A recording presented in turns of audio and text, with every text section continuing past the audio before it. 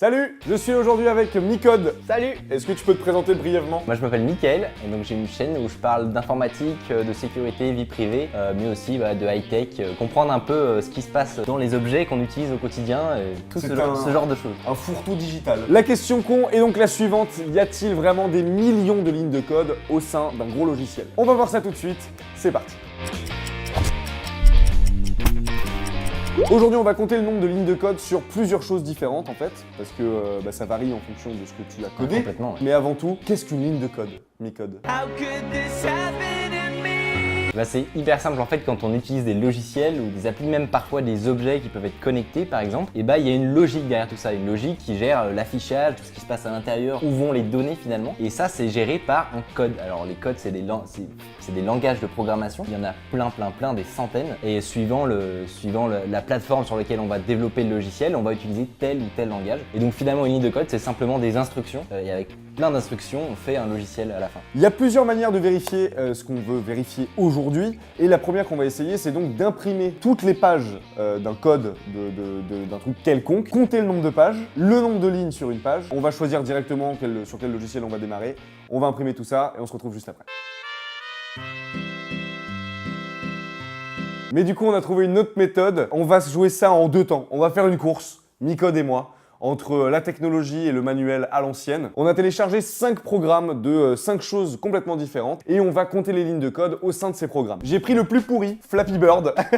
Un jeu de qualité. Un jeu de qualité, voilà, qui tient en approximativement une dizaine de pages de code que cette fois-ci on a imprimé. Et tout le reste, tu vas pouvoir le calculer avec un logiciel du coup. Exactement. Étant donné la taille de ces logiciels, rationnellement ça va être quand même beaucoup plus simple si on utilise un outil en fait qui va nous permettre d'accélérer vachement un truc. De toute façon vous allez voir ça avec nous, on va voir vraiment un détail complet de combien il y a de lignes, combien il y a de commentaires, ça va être vachement intéressant. Et ça prendra beaucoup moins de temps. Et ça prendra beaucoup moins de temps. Je pense. Donc toi tu vas en analyser 4 en même temps, moi un seul. Et ce qui est intéressant c'est qu'on a, voilà, comme je disais, on a ciblé large. Donc on a un petit jeu vidéo avec Flappy Bird, un système d'exploitation avec Linux. Avec le noyau de Linux, ouais. Le noyau de Linux, un lecteur vidéo avec VLC, un navigateur avec Firefox. Et le dernier, vas-y dis-le. Putain de système d'alimentation de satellite. Un satellite mon gars. Donc on s'y met. C'est parti. C'est parti. Du coup on a téléchargé les dossiers donc, qui contiennent l'intégralité du code de ces 4 logiciels, donc pour ma part. Donc en gros il ressemble à ça, à l'intérieur il y a plein de dossiers, plein de fichiers, bon ce serait un enfer à compter à la main. Heureusement on a un petit logiciel qui va nous permettre de faire ça extrêmement vite.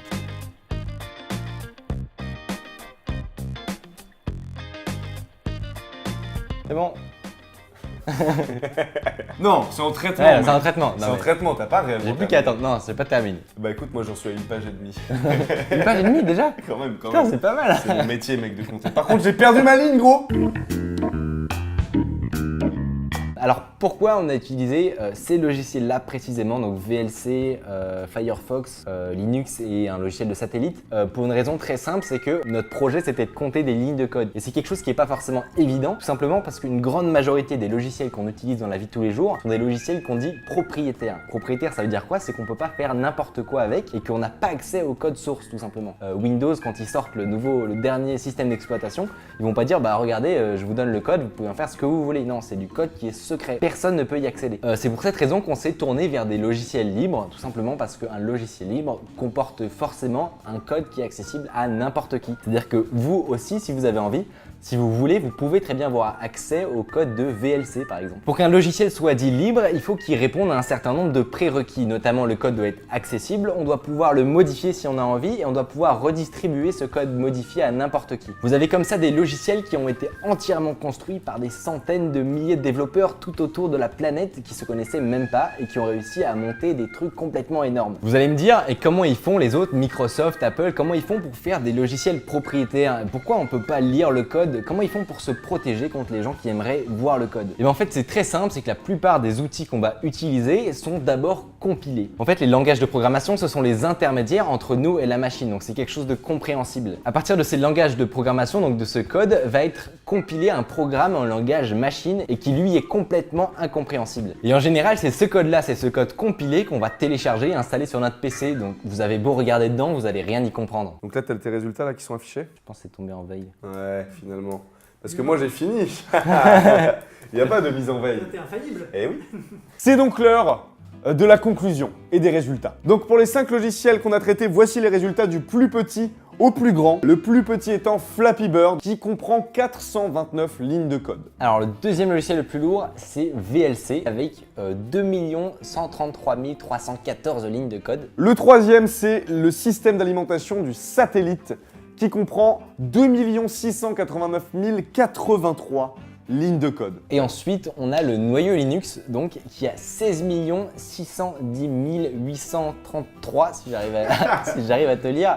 Voilà, c'est un truc complètement hallucinant. 16 millions. 16 millions de lignes. Donc c'est vraiment du gros boulot, mais ça n'égalera pas notre grand champion de notre sélection qui est Firefox, avec plus de 17 millions de lignes de code. Et plus précisément, 17 245 531 lignes de code. Par contre, le fait que le nombre de lignes de code que comporte un logiciel, ça n'a aucun lien avec la qualité du truc. Non, en fait c'est un indicateur, donc c'est juste marrant pour nous de regarder combien de lignes de code il y a, mais ça n'a pas vraiment de sens et ça va pas te donner une indication sur la complexité du logiciel et s'il est bien ou pas. Tu peux très bien écrire un code sur très compact et un mauvais développeur, il peut très bien en faire des tonnes et que ce soit pas du tout optimisé en fait. Okay.